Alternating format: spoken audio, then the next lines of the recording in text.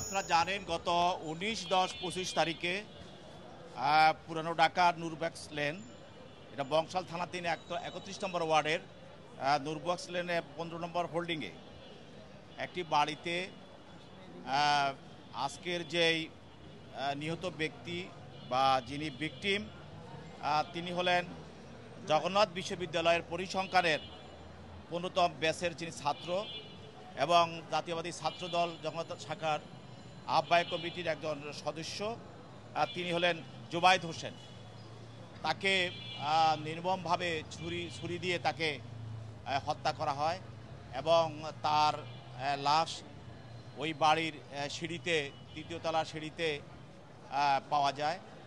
এবং এই মামলার যারা তার ভাই বাদী হয়ে মামলা করেন এই বংশাল থানায়, এবং এই মামলার আসামি হলেন যারা আপনারা ইতিমধ্যে তাদের নাম, অনেকের নাম শুনেছেন, মোহাম্মদ মাহির রহমান। আর যেই মেয়েকে কেন্দ্র করে বা ছাত্রীকে কেন্দ্র করে এই হত্যাটি সংঘটিত হয়েছিল সে হলো বার্জিস শাবনাম বর্ষা এবং আরেকজন ফারদিন আহমেদ আয়লান। এই 3 জন তারা এজাহারভুক্ত আসামি, তাদেরকে আদালতে উপস্থাপন করা হয় এবং একজন সাক্ষী প্রীতম চন্দ্র দাস, সেও এদের বন্ধু, এই আসামিদের বন্ধু, তাকেও বিজ্ঞ আদালতে আজকে তদন্তকারী কর্মকর্তা উপস্থাপন করেন। এখানে আপনারা জানেন যে বার্জিস শাবনাম বর্ষা, তাকে তার পুরানো বন্ধু সে হলো মাহির রহমান, মোহাম্মদ মাহির রহমান, তার সঙ্গে দীর্ঘদিন তার প্রেমের সম্পর্ক। আর আজকে যেই ভিকটিম জুবায়েদ হোসেন, সে তাকে বেশ কিছুদিন যাবৎ তাকে গৃহসখী হিসাবে তাকে শিক্ষাদান করত।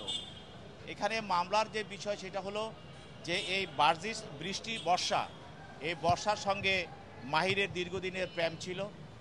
পরবর্তীতে সে তাদের এই প্রেমের সম্পর্ক ভেঙে যায় এবং এই মাহির এবং বর্ষার প্ররোচনায় পরবর্তীতে আবার সে মাহিরের সঙ্গে সম্পর্ক সৃষ্টি করার পরে এই 3 জন, তাদের অপর আর বন্ধু ফারদিন আহমেদ, এদের সহযোগিতায় এবং আরও অন্য যারা আছে তাদের সহযোগিতায় আজকের যে জুবায়েদ হোসেন তাকে নির্মমভাবে হত্যা করা হয়। আজকে তদন্তকারী কর্মকর্তা তাদেরকে উপস্থাপন করেন।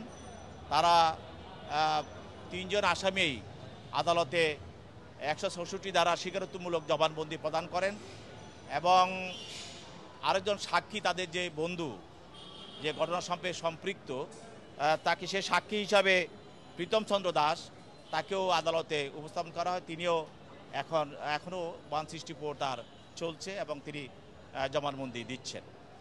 এই হলো আজকের এই বিষয়। তারা আসলে দায় স্বীকার করেছে কিনা আমরা দেখলাম যে ফরওয়ার্ডিং এখানে 164 স্বীকারোক্তিমূলক জবানবন্দি। তো স্বীকারোক্তিমূলক জবানবন্দি অবশ্যই আপনারা বুঝতে পারবেন যে স্বীকারোক্তিমূলক জবানবন্দি যারা দায় স্বীকার করলেই স্বীকারোক্তিমূলক জবানবন্দিটাই আসে। এখনও প্রাথমিকভাবে মনে হচ্ছে যে এই ঘটনাটা আপনার ওই যে বরিশালের মিন্নি হত্যাকাণ্ড, যে ত্রিমুখী হত্যা ঘটনা, এইটারই একটা বিষয় মনে হচ্ছে। তো সেখানে আজকে যে ভিকটিম, সে কিন্তু নিরপরাধ এবং তাকে সে পরিস্থিতির শিকার, এবং এই পরিস্থিতির শিকারটা করেছে কিন্তু এই বর্ষার কারণেই আজকের এই জুবায়েদের আজকের এই হত্যার পরিস্থিতির সে শিকার হয় এবং তার বর্ষার কারণেই সে মাহিরকে এই হত্যায় পরিচিত করে এবং তার বন্ধুদেরকে পরিচিত করে। এতে এই ঘটনার প্রাথমিক অবস্থাতে আমরা এটা বুঝতে পারছি। ভবিষ্যতে আরও ঘটনাটা তদন্তে আরও বিস্তৃত বিষয়টা আরও চলে আসবে এবং ঘটনার বহুমুখী বিষয়টাও সবার সামনে চলে আসবে। শেষ একটা প্রশ্ন, সেটা হচ্ছে জানতে চাচ্ছি যে এই মামলায় আমরা জানি যে হত্যার ক্ষেত্রে সর্বোচ্চ শাস্তি হচ্ছে মৃত্যুদণ্ড। আপনারা যেই আজকে দায় স্বীকার বা স্বীকারোক্তিমূলক জবানবন্দির কথা বলছেন, এতে করে কি মনে হচ্ছে যে আপনারা মামলাটি আদালতে প্রমাণ করতে পারবেন এবং আশা করছেন কিনা যে সর্বোচ্চ শাস্তি মৃত্যুদণ্ড আসামিরা পাবে? আপনি আজকে দেখেন মামলার অগ্রগতিটা যেটা আজকেই অনেকটা অগ্রগতি হয়ে গেল, যেটা হলো আসামিরা স্বীকারোক্তিমূলক জবানবন্দি দিয়েছে এবং তাদের একজন বন্ধু যে ঘটনার সঙ্গে সম্পৃক্ত এবং তাদের বিষয়ে সব কিছু জানে, সেও আজকে আদালতে স্বীকারোক্তিমূলক জবানবন্দি দিচ্ছে। তাতে এই মামলার আমরা মনে করছি যে অনেকাংশেই তদন্তকারী কর্মকর্তার তদন্তের বিষয়টা এই মামলার বিষয়বস্তু চলে আসতেছে এবং ভবিষ্যতে আরও ঘটনার সঙ্গে কারা কারা জড়িত কীভাবে আছে, আরও অন্যরা জড়িত আছে কিনা সেগুলি তদন্ত করে দেখে খুব স্বল্প সময়ের মধ্যে এই মামলায় তদন্তকারী কর্মকর্তা তার পুলিশ রিপোর্ট প্রদান করতে পারবেন বলে আমরা আশা রাখছি। এবং এই মামলায় যে অবস্থাতে এখন যে গতিতে মামলাটা অগ্রসর হচ্ছে, আমরা মনে করি ইনশাল্লাহ সর্বোচ্চ শাস্তি এদের হবে। শেষ একটা প্রশ্ন, আপনার বাদীর আইনজীবীরা বলছিলেন অভিযোগ করে যে মামলার যে আপনার হচ্ছে গিয়ে বাদীর আইনজীবী তারা অভিযোগ করছেন যে মামলার তদন্তের ক্ষেত্রে চাকু বা অন্য আলামত সংগ্রহ করা হলেও করেনি। হেলমেট তারা যে মোটরসাইকেলে ব্যবহার করেছিল সেই হেলমেটটি আসলে মানে জব্দ করা হয়নি বা উদ্ধার করা হয়নি।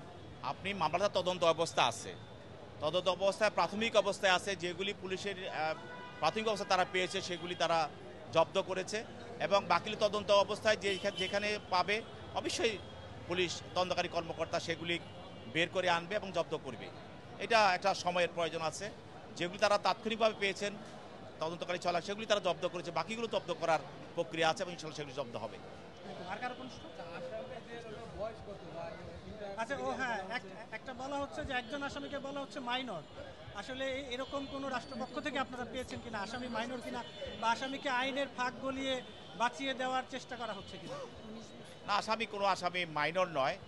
আসামিকে ফাঁক দিয়ে বের করার কোনো প্রচেষ্টা আশা হবে না, কারণ আইনের গতিতে চলবে এবং তদন্তকারী কর্মকর্তা তদন্ত করেই প্রাথমিক অবস্থাতে অনেক কিছু আদালতের সামনে নিয়ে আসছে এবং জাতিকে দেশবাসীকে অনেকটা আশ্বস্ত করতে পেরেছে।